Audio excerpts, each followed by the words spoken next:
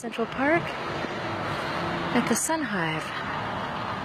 It was built by volunteers with Urban Evergreen Bee Sanctuary. It's at West Central Park in Olympia, Washington, on Division and Harrison. And I wanted to show you the bees bearding at the bottom and also coming out to cool off at the top, where the gasket might have gone.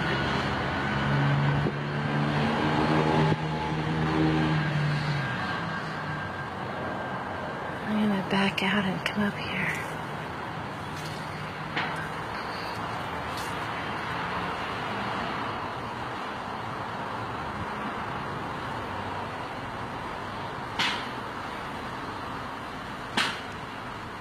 And the hive is suspended from this